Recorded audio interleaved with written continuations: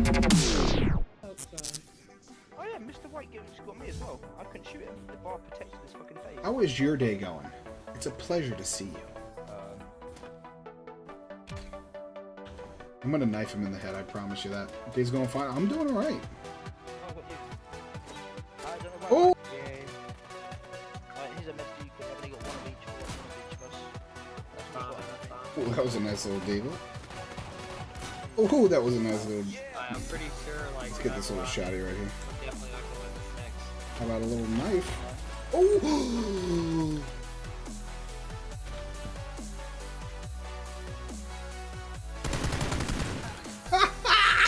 Nice, dude.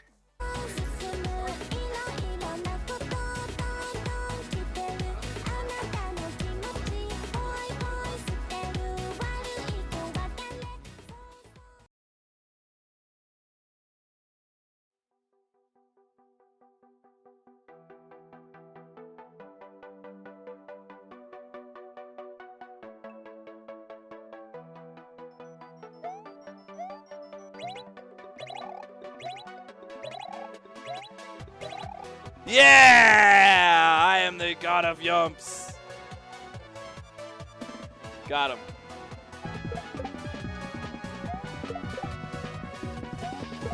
Yes! 1,000 mid-airs in a row. Get wrecked. Jump on that guy. Get free shroom. Dude, we're about to one-shot this. He said as he died. He said as he died. What the? Uh-oh, uh-oh, uh-oh. Oh, I stayed alive. Get wrecked. All right, what's up, everybody? Welcome to Quickie World. Really, really glad to be presenting this one. I am Glitchcat7. Joining me, my good friend Harvey Machak. And on the couch, we've got... Okay, well, thank you very much for joining us today. It's nice to have you here. Yo, what's up? Hey, hi, I am Glitchcat7. I am a Kaizo Super Mario World player, streamer, and speedrunner of old school video games. Very cool. Well, thanks for meeting us, Glitchcat. It's a really honor meeting you. One of the guys that works with us, Jake, is just absolutely in love with your stream and was really excited for this to happen. I'm flattered, man. Thank you. What can you go ahead and tell us about how did you get started streaming? Or, started gaming in general? Yeah. I mean, gaming has been a lifelong passion of mine. I started playing Super Nintendo when I was 4 in like 1991. My parents used to just stick me at the arcade in lieu of a babysitter, so I played a lot of like old school arcade games. I mean, there's me. I'm like 3 years old, and I'm like standing on a milk crate so I can like see over the controls of the game trying to play. I did stuff with Twin Galaxies actually for a long time. I kind of moved off of that and got on Twitch about 3 years ago when Super Mario Maker came out. Gaming, I mean, is something like we call it like super play gaming, achievement-based gaming to be really good at the games. Has always kind of been a passion of mine. And Twitch was kind of a logical extension of that. And 3 years ago when Mario Maker came out, I kind of thought, okay, here's my chance. I can start a stream with Mario Maker and see where I can get going. So it's I don't know, Twitch has just been a logical extension of something I've been doing my whole life. Well, that's a really old name that you dropped there about Galaxy and being kind of the original tracker for all of these test runs and stuff. I know a lot of people know the King Kong story, but how did you get involved with such an organization? Is it near you, or what happened? Well, I was kind of in, honestly, and this is something cool to talk about, so don't worry about it. But I was in a rough point in my life. I lost a buddy of mine in 2009, and I needed something to do with my head and kind of something that could get me going and kind of keep me moving in life. And it was right around that time that a friend of mine that I was working with showed me King of Kong, actually, and it was the first time I'd ever seen it, and it was the first time I ever found out that anybody else in the world was into old school games like this. And so him and I kind of started to think like, oh, let's go for some world records, man. And you know, back in the day it was you would record your score on VHS, like plug your console into a VCR and then mail a cassette tape to the referee who would then watch it and verify your score. So it kind of snowballed from there. Me and my buddy kind of started like, well, let's go for a world record on this game, and we just kind of learned more about it, and it was a cool thing for many years. I met a lot of friends, and it got me into the whole super play aspect of like old school gaming. How old were you when you did come across the King of Kong and this whole kind of scenario began? Let's see. I'm 30 now. I'm gonna be 31 in March. Gosh, that would have been in like 2009, so about 10 years ago. Okay. Was kind of when we got started doing that. And then I got on Twitch 3 years ago. Nice. So that was been about when King of Kong first came out, then, right? That's about Ish. any release like 2006 or kind of. something. I don't know. I don't know the exact date that it came out, but we ended up seeing it in 2009. No, yeah, I was on the same path as you, I guess, back then, getting the King of Kong and the discovery of the competition. But I only ever got like a little bit of braid speed runs. Nothing even I could put my name on a leaderboard. What took you, like, there had to have been like a ground of you in the arcade going really hard at it to make that jump to competition. Were you always competitive with your friends at the young age, or? I don't really consider myself a competitive person in the sense that I want to beat somebody or I have to win the competition. I have to get first place.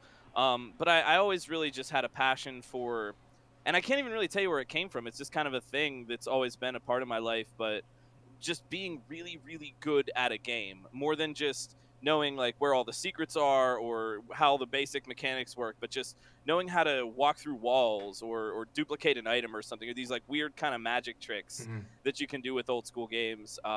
So it was kind of just an extension of that. Like when I met people that were doing that same kind of thing, I thought, well, how good could I get? And it wasn't necessarily like I have to beat the world record, but it was more of just a personal challenge. Like, how good can I be? You know, this is the world record mark up here. Could I get close to that? Could I?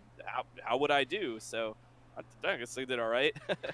Definitely, and having friends who are also personally interested in this as well probably helped that back and forth interest grow a little bit. You always had friends around you that were also similarly interested? No, actually. Really? Yeah, through Twin Galaxies and through gaming at first, and then now through Twitch. That's where I've met the majority of my friends who are into games. Before, I mean, I have, my friends in real life, they dig it. They like what I do, but they don't want to sit down and talk about frame perfect tricks and a double frame perfect turn back spring drop and stuff like that. It just kind of just goes over their head. Yeah, fair enough. So you've been leveraged this kind of access to the internet at home to entertain that interest for you, and thus became your speedrunning career. Yeah, I would say so. I mean, I have some friends that like to play, but the majority of my friends that play games just live on the internet. Like I just got back from AGDQ. We did a run at the Awesome Games Done Quick, and I said this to so many people about myself, and they all nodded whenever I said it.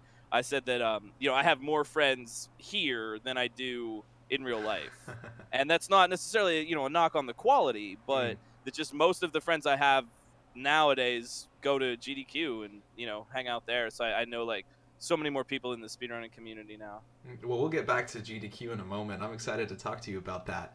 But what can you tell me about the games that you typically play on your stream that led you to become a GDQ guest? Well, I usually do. I don't know how familiar you are with Kaizo Super Mario. Do you know a bit about that? Or? I know a little bit about it, but for our visitors and guests who may not necessarily know, what can you tell about this crazy mod? It's pretty fun.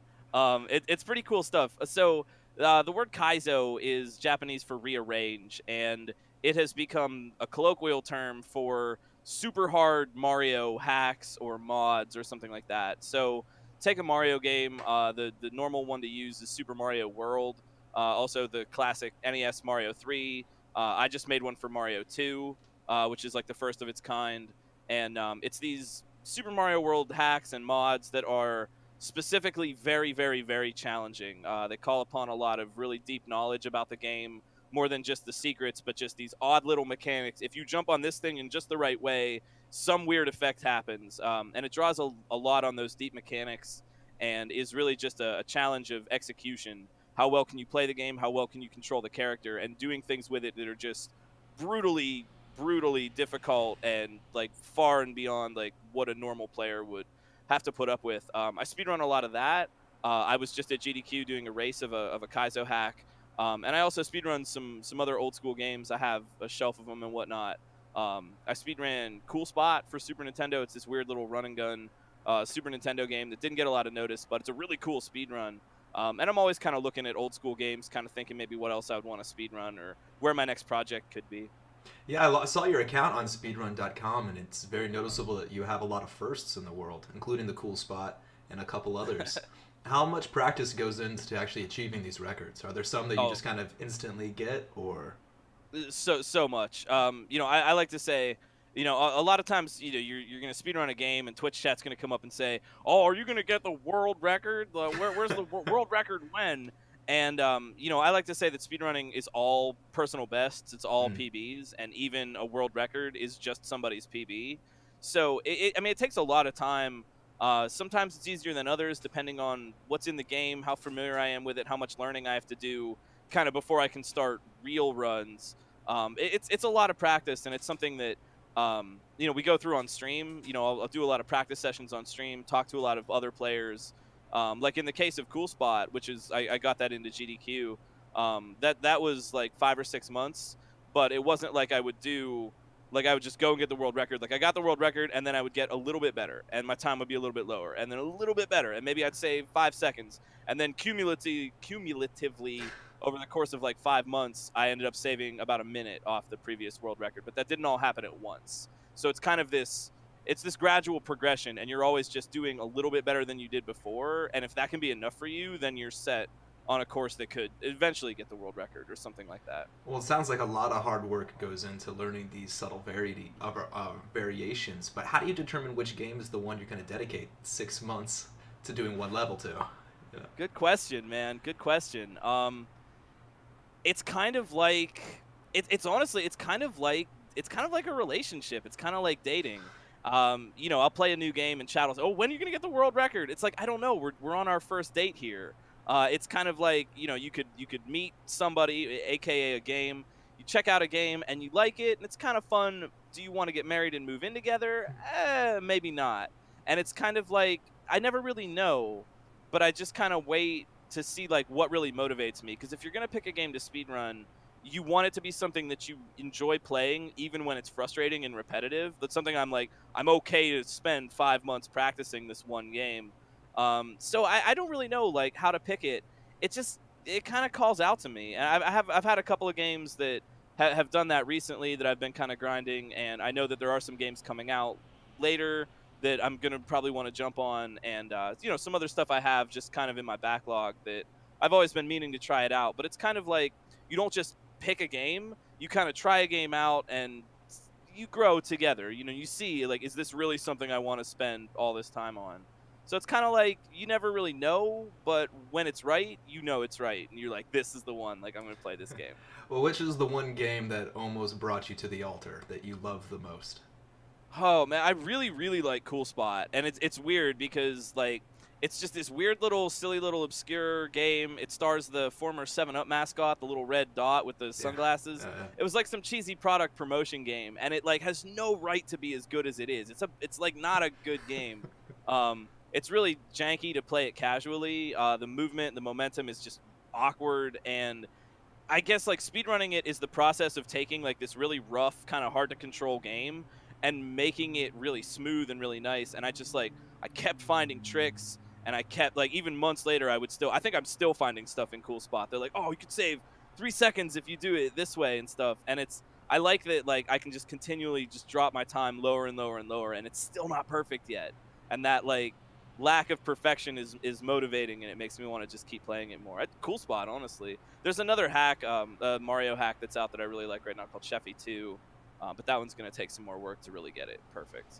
Yeah, I saw you playing that one on your latest stream clip, apparently, doing some work on it. Well, you said that you're making your own hack, or what do you tell me about that? Yeah, I have several hacks I've made right now. Oh, cool. I have, I made 2 Super Mario World hacks. One is kind of easier, one is ridiculously hard. I wanted it to be like the hardest thing anyone had ever seen. It's called The Search for Salmon, and so far only 6 people have beaten it in about a year that it's been out. And then I made some other Super Mario World stuff that's kind of more just exhibition and not necessarily a game for other people. Like I made them way too hard, and it's kind of just more to show off, hey, look at all these tricks I can do. Kind of like skateboarding or BMX, right? It's just a whole bunch of really cool tricks all smashed together, and you got to do them. But then I just put out one recently. My latest one is called Return to Subcon. And it's a hack of Super Mario Bros. 2 for NES. I'm really excited about that one because I made it for other people. I wanted to give them I wanted to give other players the feeling of beating one of these Kaizo games without having to go through all the brutal, insane BS that you sometimes have to go through. So it's kind of like medium difficulty. It's for other players. And I built it using a new editor that my friend D to the Fourth made. It's a whole program that can edit Super Mario Brothers 2. And in order to make the game, he actually built this editor for us and troubleshooted it and everything. So it's like the first Super Mario 2 hack of its kind, built with like a brand new editor. And it's really, really cool. I'm really kind of proud of that one. I spent like 5 months on it. And it's been really fun. People seem to really like it. There's hope that maybe we could get it into SGDQ, so maybe. Very cool. Please send me the link to that afterwards. I'd love to put it in the description and share it around if we can. Yeah. It's you can go to I'll send you the link. You can go to d2the4th.space. It's all spelled out like d2the4th. That's his website for his projects and stuff. He does like ROM hack editors and stuff. He wants to make more editors for old games like Mario 3, Legend of Zelda, and also Zelda 2 he's working on editors for. And you can get the ROM and everything you need to play it there. It's a patch for the ROM. You can't actually distribute ROMs, but it's all there on the site. Speaking of ROMs, I know that Super Mario Maker isn't available on the Switch yet, which means you got to be dealing it on the Wii or the 3DS, right? Which ones do you use and why? The 3DS version is very limited. You just have limited functionality as opposed to the Wii U one. You can't upload levels from the 3DS, so if you make a level, you can't put it on the server. I think the Wii U version of Mario Maker is the way to go right now. I don't know if it'll come out on the Switch. That's kind of it's a big topic of speculation right now.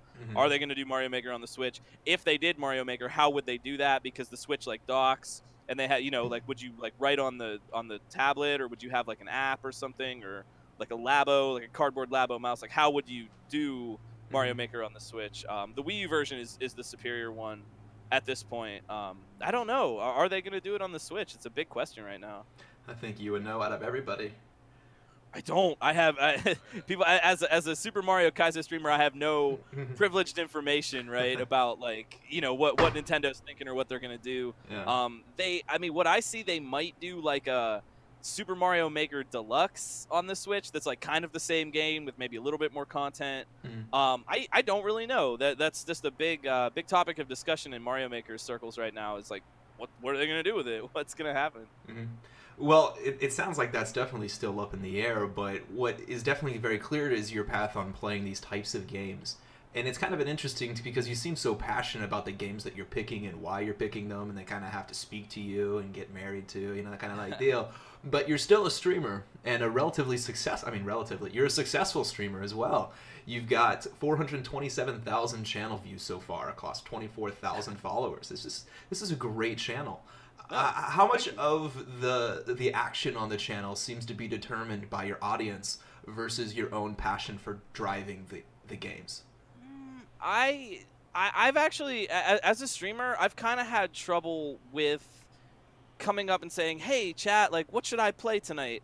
Because I'm, what's the word, like, achievement-driven with games. I want to beat really hard games, get a really good speed time, run at a GDQ, get good enough to run at a GDQ, and I have these things and these projects that I want to do or make another hack. We're also involved, as a community, I'm involved with a group called ROM Hack Races, which is we do ROM Hack race content, blind Kaizo Mario hacks every Saturday, and so I do a lot of community-based stuff with that.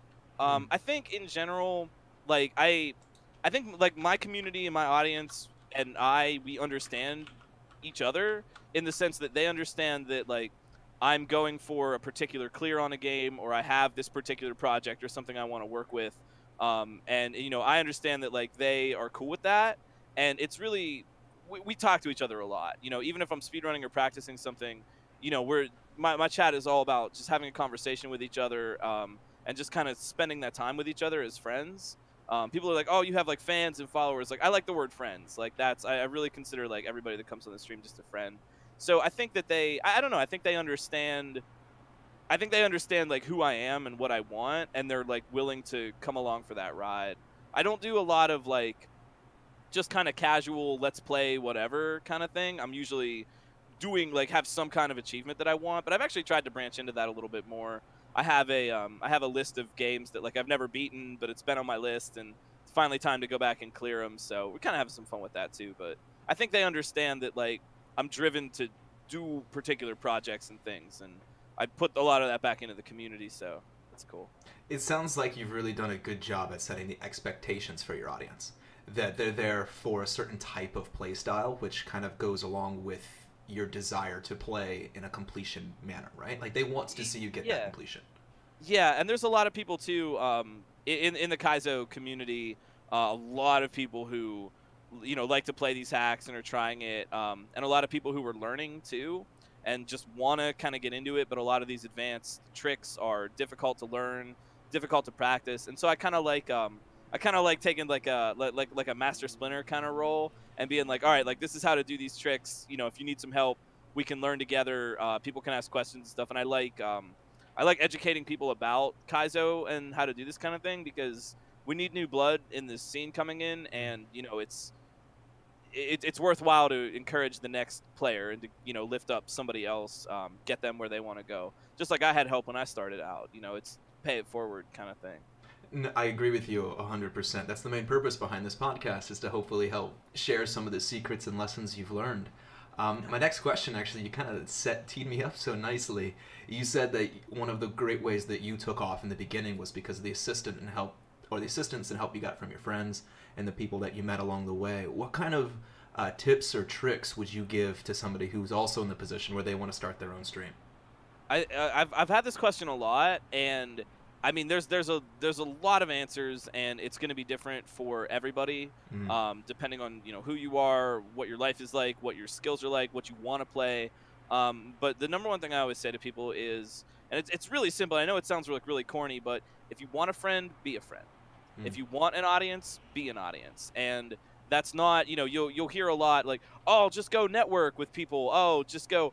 But that gets you like so far. Like, if you're in someone else's stream, if you're in someone else's community just to promote yourself, eventually that's not gonna do much, honestly. So my advice for people is always like, join a community, make friends, like be willing to just participate in someone else's thing for no other reason than you just enjoy it. Like Twitch is so community based that it's really hard to succeed or thrive in a vacuum.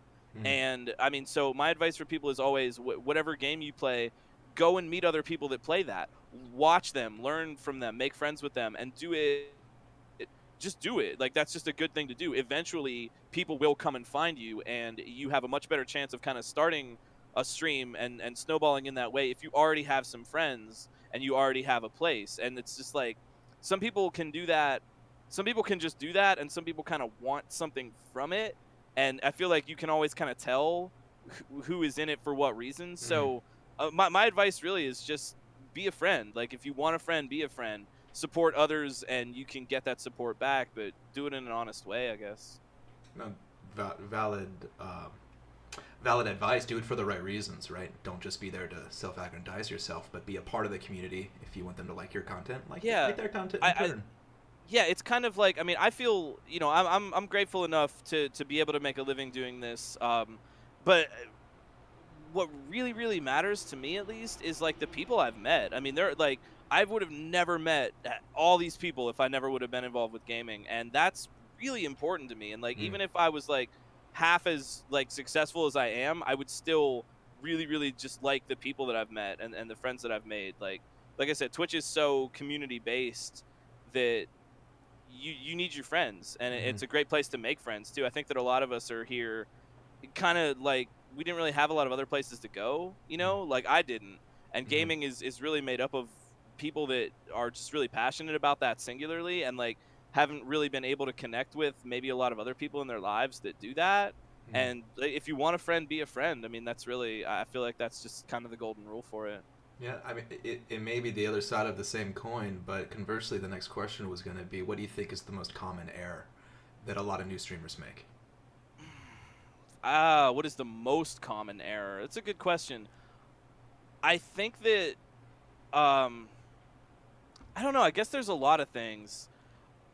I think you could sum it all up with content over quality.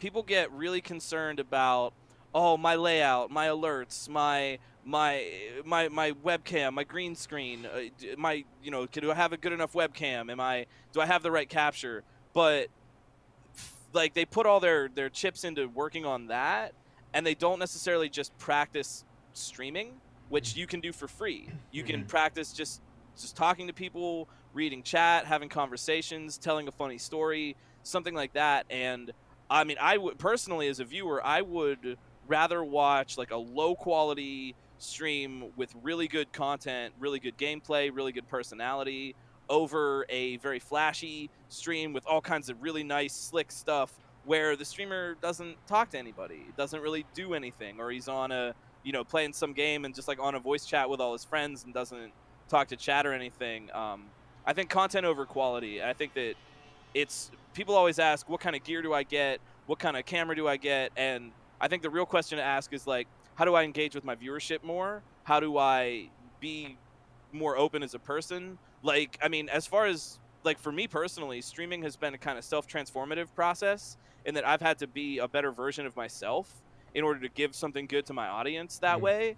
And I think that people are more concerned like outwardly about how their stream looks and how many viewers they get and what kind of games they play, and they're not necessarily concerned about making those inward changes and kind of improving themselves, because we can all get better, right? Like I can be a better streamer, we can all be better streamers. And I think that if people kind of look at themselves first, that is a good step forward. No, appreciate is that a good answer? Or? No, it's a great answer. The self-awareness there is really key as well. I really appreciate that. As far as the specifics involved in I mean, I don't know if there's any kind of secret takeaways, maybe, but actually, I want to ask another question. What you just posted is a little contrarian, I guess, to only a subtle, not contrarian to anything you said, but something that you have to be, and that you are a world champion seeking time pushed, really highly competitive combo-based gamer. How do you keep up with the chat at the same time? I mean, I watched a lot of your footage. You were very engaged, giving out a lot of info that's high quality info, where you're going to be, who you met, who you think's going to do well. Yeah. How do you balance? Just, are you able to actually achieve a world-class run while conversing with the chat? I have before. I mean, I guess for me personally, it's like I've played these games forever, and like it just kind of comes out of my hands. Like I just kind of look at the screen and I wiggle my thumbs a little bit, and it just goes right in there. It's practice, really. I don't really know. I mean, I have my monitor and my chat like right next to each other, so I don't even really have to turn my head to like read chat. I can just kind of like look over to the side. Sometimes it's even like talking to chat, right? So I'm doing something really critical and all kinds of things are going on, and I look over at chat and I just see somebody's name. I don't necessarily even read the message right then and there, but I see their name and I can say hi to them. You know what I mean? And like I'll just read their message when I have some downtime. It's been a lot of practice. Like I didn't start out being able to do that, but the more I work with it, I've streamed full time for 3 years, and kind of the more I work with it and the more that I do it, it gets a little bit easier. I don't know. I think talking to chat is while you play is a difficult thing to do. And I think everybody kind of learns it and does it differently. It's just a lot of practice. One thing I recommend actually for people that want to get better at that, if they're just hanging out at home and you're playing your game and you're watching somebody on Twitch, read their chat. You know what I mean? Like you don't even necessarily have to say anything or do anything, but just to get yourself in that mindset of like, I'm playing a little bit and then I look over and I'm playing a little bit. It's kind of like driving, right? You're driving, you're going forward, and then occasionally you look in the rearview mirror, you check the side mirror, and you look around, but you're still going straight. You never crash the car because of that. It's kind of like that. You just sort of practice, and like, it's just you get good at that multitasking. No, that sounds. That's a really good idea to go to other people's streams and to read off of their fake chat. I've never considered that as an option before. That's smart. Yeah, because like oftentimes I'll just be sitting around playing a game or working on something, and I'm watching someone else on Twitch. Just keep up with their chat. Just read their chat, and it kind of that way you can practice it without having the spotlight right on you and being on the stream in that moment. You know. Does that mean that you're sitting in a quiet room by yourself, reading chat, yelling at a monitor when no one's listening?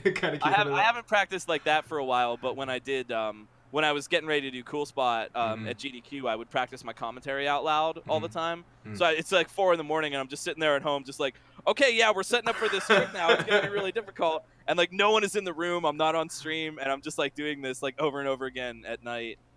Stuff like that I think is good to practice too.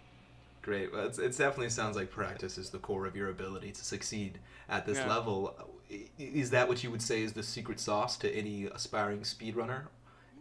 I think that streaming and speedrunning is an art, and there's an art to streaming that goes beyond playing the games necessarily. I think everybody approaches that in a different way.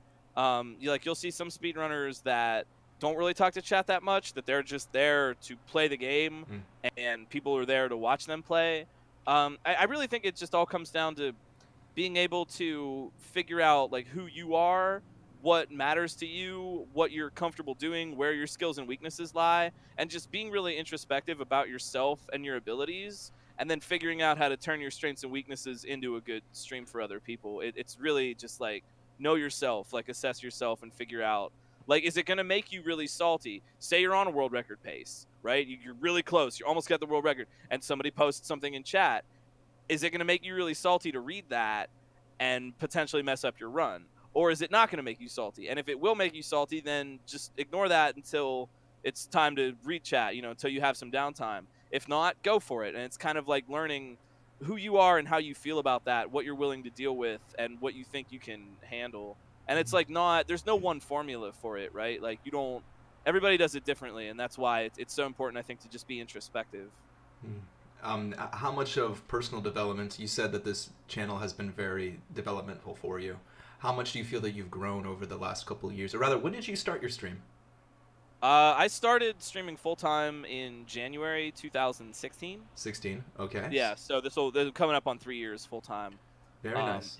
It's been a hugely, I couldn't even really tell you, honestly. It's been a hugely self-transformative process. Man, it's just everything. Learning how to not get annoyed. If someone comes in a chat and asks the same question over and over again, they're not trying to be annoying. They're just curious. They just want to help out.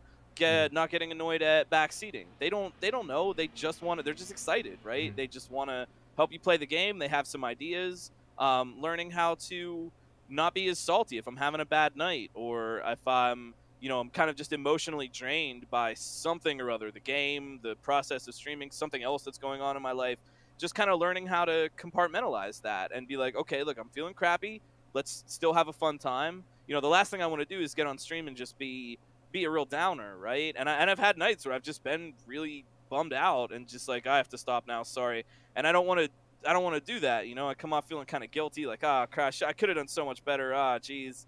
But just learning how to be the best, most positive version of myself and be real about that and kind of bring that out even on days when I might not be feeling it. I mean, obviously self-care is really, really important. And you can't just push through some days. You just need to take some time off for self-care. But just learning how to be a better performer and kind of getting over myself a little bit, not being paranoid about what other people are doing, not looking at someone else and being like, oh, they have so many viewers or whatever, like, oh, I'm crap, and just kind of get over yourself a little bit and just do better. And that's helped out, I think, like the most. You know what I mean? Just be a better version of you. That's always kind of been my way forward. A very Japanese term, kaizen. They kind of be content and always strive for perfection kind of deal. Kaizo. Well, kaizen is also a Japanese term, which means for the constant pursuit of perfection. Oh, word. Yeah, I like that. I like that. It's, I mean, you never really hit it, but you always kind of approach it. And if you think you hit it, then it's probably an illusion, right? Exactly. Like, I mean, I know I could do better. Like, I'm always, I know that, and I'm trying to recognize those places where I can. It's a learning process, and I guess I'm just grateful that my community has stuck with me through that, and I think transparency and honesty with your audience is important.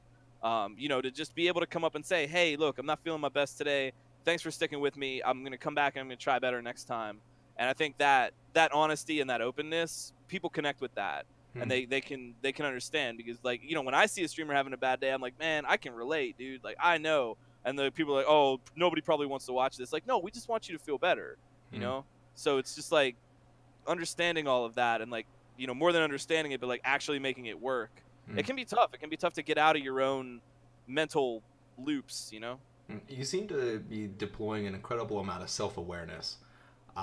There seems to be a clear path of responses and optimizations you've made to your behavior and the ability to handle this process of streaming. But you've gone from 0 to 24,000 in about 3 years. There's got to be more to it than just learning not to rage at chat. What can you tell me about the process of growing that far? Was it just kind of linear and happened along the way, or did you take any clear steps that you noticed that made it happen? I see, man, I don't really, what did I do? I streamed full time. I had the ability, I'm lucky enough when I started out, I had the ability to start out full time. I've been streaming full time for 3 years, so I'm like always on. Most nights I'm on. I've taken some time off for personal stuff and for events. I was fortunate enough to be decently good at the game, and I think that helped out. I won when I was starting out. I entered some tournaments. I won some tournaments. I got people looking at me through that, and also I went around to other Mario streams and other Kaizo streams, talked to them, learned from them, and kind of just made a lot of friends in the community. And then eventually that kind of comes back to you. I wish I knew. I wish I had like I did this and that's what got me to where I'm at. But it's a really, really slow grind. And I mean, I even think like I kind of hold myself back because I don't do YouTube. I don't, a lot of other, oh, got to get on YouTube, get those YouTube videos up. It's a whole nother story, but I just don't like YouTube, and I don't want to be a YouTube content creator. And that's a rough path for me. You used to create content on YouTube up until about 5 months ago. You were still posting, correct? Yeah, I do. I mean, I post some stuff every now and then, but I guess when I say like YouTube content creator, I mean like, hey guys, what's up? It's me, YouTube guy. Make sure to like, share, and subscribe. I don't. Man, I just don't have the time or inclination to make those videos, and I feel like that holds me back a little bit, honestly. But I guess it's like a fair trade-off for me because I don't have all that mental stress. I don't have to make. I just don't want to make. It's like that Mitch Hedberg joke where he's like, "Yo, if you're a cook and you train real hard to be a cook, and then they come up and say, hey, you're a cook, can you farm?" It's like that's not. I wanted to be a live streamer. I don't want to make pre-recorded content. So I hit the Twitch really hard, and I got involved in a lot of community stuff. I think that helped me grow a lot. Just coming up and saying like, hey, there's a race coming up. Can I help out? What can I do? How can I help out the community? We all grow together. And I think investing in the success of my friends has helped invest in my success. You know what I mean? Like, absolutely. Your investment in your friends and your community is an investment in your own personal success. I mean, this is fortunate enough to be our 27th podcast, and we're starting to hear some consistent information from people who have success in this field. And you're kind of hitting the nail on the head here as far as friendships and showing up to events and being present and being involved and offering to help. How did you find these places to be involved with? Was it just browsing through Twitch streams and talking to people, or what led you down the path of physically getting there? Well, I started, when I started out a streaming Mario Maker, and I mean my stream setup was just garbage, right? Like it's like no quality at all. And I was fortunate enough to have some larger streamers who found me pretty early on, Grand Pooh Bear, Carl Sagan, Panga, who would randomly host me. Oh, this guy's playing Mario Maker, let's go check him out. I watch their streams. I start talking to people who play the game as well. I got on a stream team about it, and they started hosting some tournaments and stuff. So it's really just kind of browse, find them out. I'm trying to think because it's been a minute since I've been like a really, really low viewership streamer. I'm trying to like put myself back into that mindset. I made a Discord server. Just be active on that. Talk to people. Even if it's just the 2 or 3 people that are watching your streams, that's 2 or 3 people that like want to hear from you and want to talk to you. And now instead of just you, now there's a group of 4 of you. And now you can do 4 times as much stuff. It's really I just think being engaged with people and just actually talking to people. I'm so interested, right? Like there's people in my community from all over the world, and like at this point they're just my friends, and I want to hear about their lives and what they're doing and how it's going, and that's all really interesting to me. And I think just like engaging with people is like the #1 thing. That even if it's a small number of people, if you're engaged with them, then you have friends, right? You know, you've got some homies that you can hang out with, and that's cool. That's awesome that you've been able to develop your network so organically without that direct kind of intent. You just knew, like, oh, Discord, of course, I need to talk to my friends. Like, duh. Yeah. And it kind of was progressed naturally like that. Yeah. There still has to be some sort of, you know, logic behind it, right? Like, you still got to pay for your rent. You still are a full-time streamer, and you do make profit from this. So without getting specifics, I don't want to know how much the dollars are, but as far as like a breakdown of kind of how you break it around, what would you say to people who are aspiring where they should kind of put their focus? Do they need to be begging for bits, or is it more of a subscription game and partnership deals? I think that it's let me think, because there's a good answer here. I think if you're the type of person that wants to do this whole stream thing, that's a life of doing it all yourself. And if you can hang on to that and deal with that, I think it kind of helps to diversify. When I started out, I would do improv songs for donations. I'm a musician, so cool. I don't do that anymore because I feel kind of cheesy about it, and sometimes they're not that good. Like, hey, make up a song about this. I'm like, but I would do improv songs for donations. I wanted to give something back other than, just a silly thank you or whatever, or an alert or whatever. I have merch. Got T-shirts. Teespring can be a good option. Although I'm pulling my stuff off Teespring because their profit margins are not necessarily favorable to their content creators, which, but it's something, right? And it's cheap and it's free to get started with. And it's something there. You got that Amazon merch. Bits, subs, whatever. I think that like having more lines in the water is a good thing, and especially if you're starting out. All your income is not going to come from one source, and if you can like get a bunch of lines in the water, especially if it doesn't cost you that much to do that, that's a good thing. Or if you have try to if like for donations, like you can think of something fun to do that like draws on some of your other skills. Like if you're a musician, you could play a song. You could write a little thanks for a donation song and play it. If you draw, you could just do a silly doodle, spend 2 minutes and like, oh, yo, thanks for the donation. I'll draw a picture of something silly. Just like think of like low cost things that don't like cost you a lot of money or time, but things that you can give back that's like something special from you instead of just, oh, hey, thanks for the alert. Like you want to give people your personality, not just like that streamer personality, I think people that want to stream sometimes try to fit themselves into that mold of being like all the other streamers that do that, but like you're never, you know what I mean? Like I'm not going to succeed being like the people that I look up to. I'm only going to succeed being like me.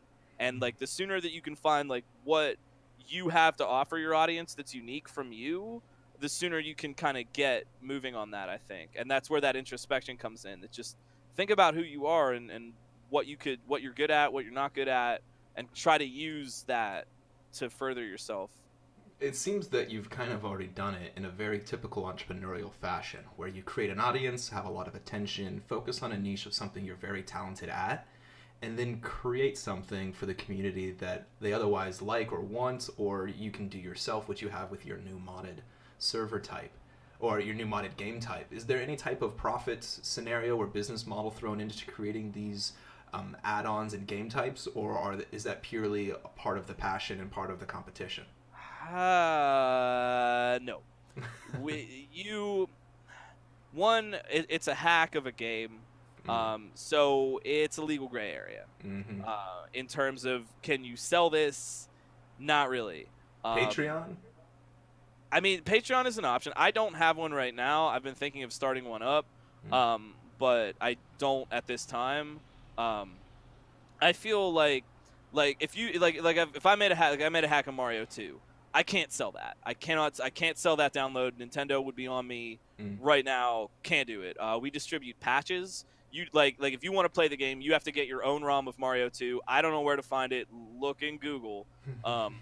And then you apply the patch to the game. Now your ROM turns into the game that I made. No, you can't really sell those. If I were to make an original IP game, something that's totally original, then hell yeah, I could totally sell it. But as of right now, it's really just an art thing. you know, the ROM hack community makes a lot of stuff, and we trade stuff with each other. We're always making new stuff, challenging each other. Hey, yo, I got this new hack, check it out. So there's no, like, you can't directly sell it, but being a part of that community and playing all the new games that come out, giving everyone my new game for free, it pays back a lot in just exposure. And I know, you know, exposure, whatever on that, but, you know, I mean, big channels have picked up my game. Channels that are way bigger than me have picked up and played through it. Cool. And they've got YouTube videos up about it, and lots of people saw them do it, so then people come and check me out, and that could turn into, you know, bits or subs or whatever. I've gotten people that came by and just gave me bits. Hey, I really like Subcon, great game, have 100 bits. And while I'm not necessarily selling it, to be out there making that kind of stuff, it does pay back, you know, and people, if they like your game, they'll check you out. And hopefully, you know, and like, I'm thankful that the people that, you know, have played the game and put YouTube videos up, they have my link, you know, check out Glitchcat, he made this game. So while you can't necessarily sell it, and I don't feel the need to sell my hacks, I make them as art projects, and it's kind of a passion project for me. But at the same time, it comes back to you. You know what I mean? Like it's a big creation of yours, and it has the potential to bring a lot of people your way who might want to contribute something for their own reasons, but not necessarily as a direct, you know, they didn't directly purchase the game from you. Well, it comes down to one of the core principles right now of marketing online is provide as much overwhelming value up front as possible.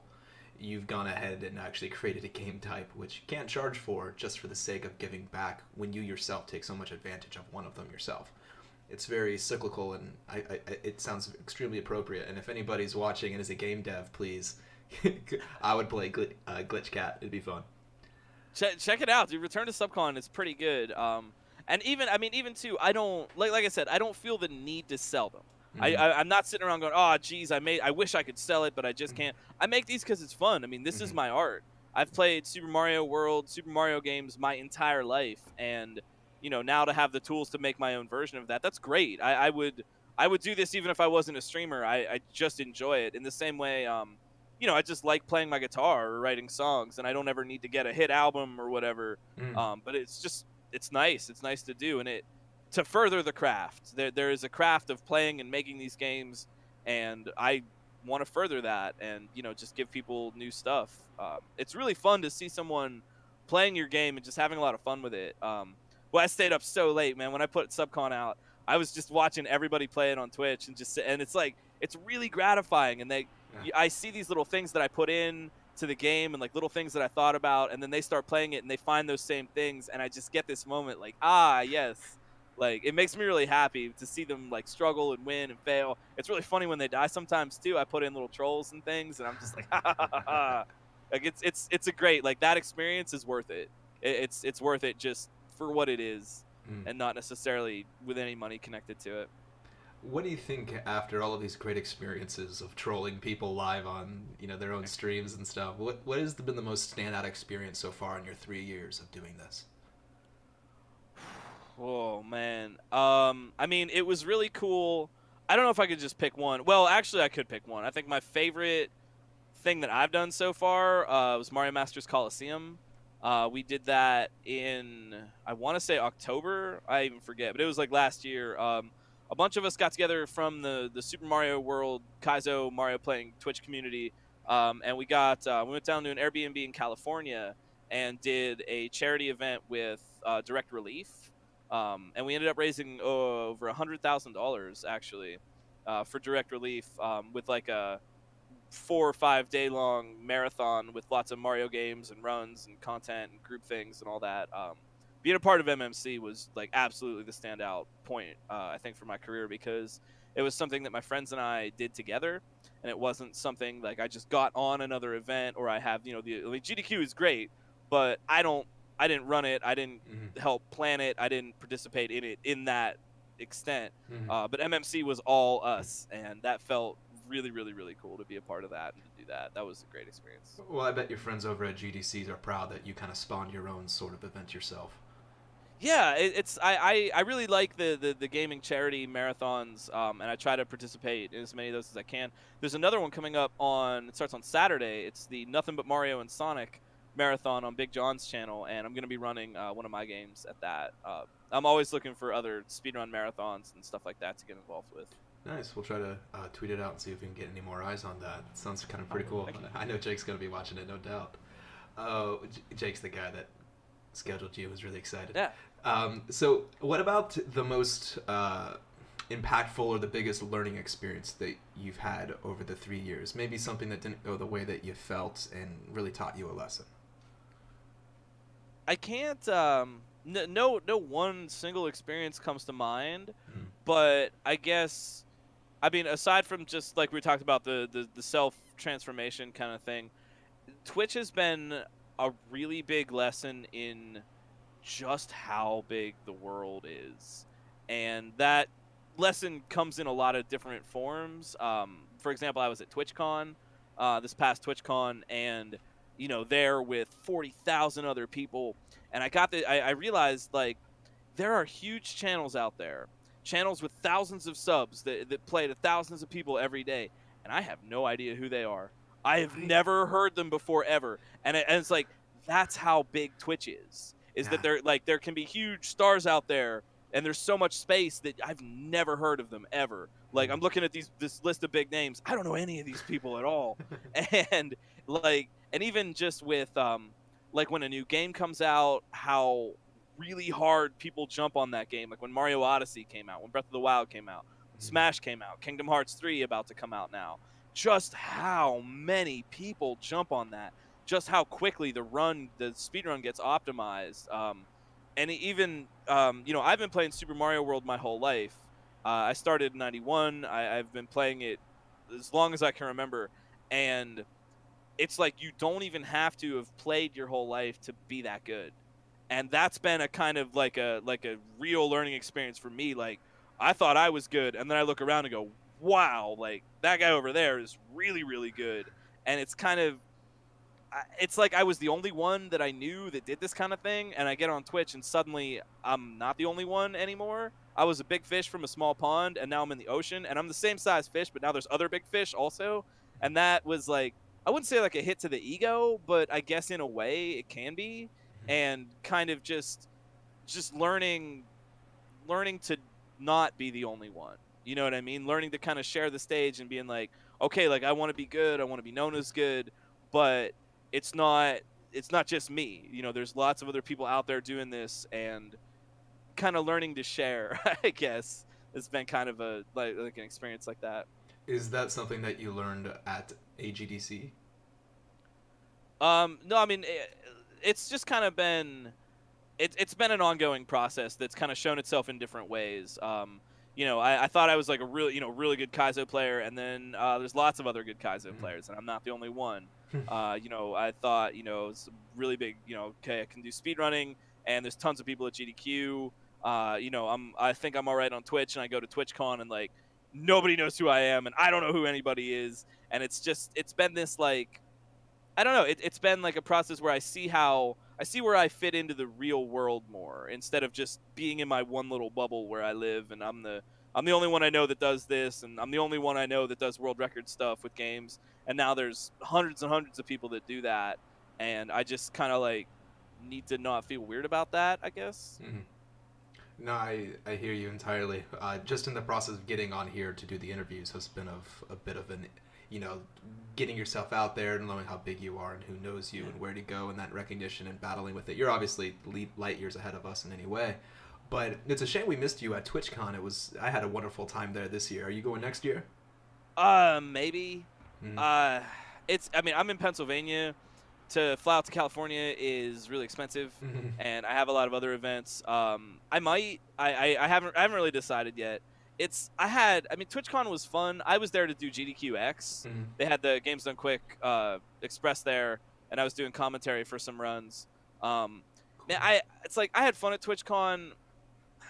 I also get weird in big groups of people that it's just shoulder to shoulder. There's 40,000 people. Everyone's trying to talk. Everyone's trying to game their game and hand you their business card. Like, I'm just like walking around the street, and people come up to me like, hey, check me out on Twitch. Here's my business card. It's like, thanks, but like, I'm not going to check you out. You're not going to check me out, right? Like, Like you play Fortnite, I play Kaizo. It's just we're not gonna work here. So it just got like it got difficult for me to feel like I was doing anything, you know, because it's just shoulder to shoulder all the time, and everyone's there doing the same thing at the same time, trying to get into the same places at the same moment. I don't know. I'm undecided about TwitchCon. I get a little weird in big groups. Just too many humans. You know? Too many humans. What other events do you have coming up soon that our watchers can come meet you at? I have got. I'll be at SGDQ's Summer Games Done Quick in Minneapolis. Hopefully, I'll be running at that. I might just be there hanging out. But either way, I'll be there. I will be at the next MMC. I don't exactly know when that is yet. It hasn't been announced. I'm also trying to go to the Portland Retro Gaming Convention. I think that's later this year, like in October. They have the Classic Tetris Masters Championship tournament every year, and I want to go out and compete this time. I don't think I can win it, but I think I could qualify. I'm just realistic, right? I'm not trying to get down about it, but I think I could qualify, and I'd like to do that and go and meet some people. But I've actually done a lot of trips recently, so from about now until like May, I'm actually kind of happy to just have some time where I get to stay at home for several months at a time and just kind of work on other projects and things that I don't normally get time for because I'm always on the road. But SGDQ, MMC, and Portland are 3 coming up, and there'll probably be others too. Cool, very cool. Well, are you have any interest in the PAX events? Boston's not too far from you. Similar, kind of. It's more new school stuff, and it's. I mean, I respect it, right? Like, you know, all that new school, I totally respect it. Me, I like the retro. You know, that's retro speedrunning, retro high score is really where my home is. PAX maybe. Maybe. That's about all I can say. I don't know. It would be really nice to be able to go to everything all the time. It really comes down to time and money. You know, the flights are expensive. Being in PA is expensive. Driving is, you know, expensive. Any way I get there is expensive. And, you know, then I'm taking time off the stream. You know, you lose subs, not streaming, just kind of lose that traction. And it can be a little bit tough to get moving again, you know, after being off for a week or something. Also, I'm in a band, and we may try to go on a tour or something, which would like not be like a Twitch related thing, but would eat up another week of my summer or whatever.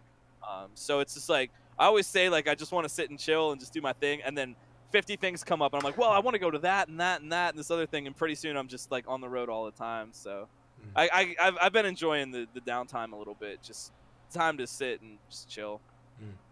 Well, man, I feel like we could sit here and chat for hours. You're an awesome dude. He's doing a lot of really cool stuff. But unfortunately, we got to wrap it up a little bit for the people watching. I'll end it with a softball for you. It seems that everyone that does what we do, since we work with these tools so often, we tend to have a peripheral we lean to, which we just really like. Whether it's that mouse that clicks just right for lol, or that mechanical keyboard that you sleep with, there's usually something that's near and dear to you. So besides your OPC, what's your favorite peripheral? Well, I have I got a FrameMeister recently, which is pretty cool. I got the RGB modded SNES, which is pretty cool. And I also have this fantastic, really comfy chair over here, and it's backwards. You can see it's backwards in the thing, but it is clearly OP. I have actually never had a legit gaming chair, and this is actually like way comfortable, right? Like I got this, and I like put my head back. This is the failure pillow, so when I'm playing, right, and I die, and I just go, oh. And I'm comfy and I'm supported. No, I really, really like this. It's a very nice chair. Actually, if you can, I don't know if you can see in the back, but that's my old one. It was just totally destroyed and ripped up, and the cat claimed it. Like but I really do like this this OP seat here. It is quite nice. Keeps me comfy while I play. Well, thank you for the kind words. I'm glad you like it. If you ever have any questions or any needs or anything like that, you do a lot of really cool giveaways and charity events. We'd love to help get involved when you're doing stuff like that. Actually, I'll get in touch. That'd be really, really cool. Definitely. Well, again, I want to thank you so much for coming down today. You did an amazing job. I wish you the best, and may all of your runs be records. Thank you so much. Thank you. I really appreciate it, man. It's an honor. I really, really appreciate it. Thank you for having me. Definitely.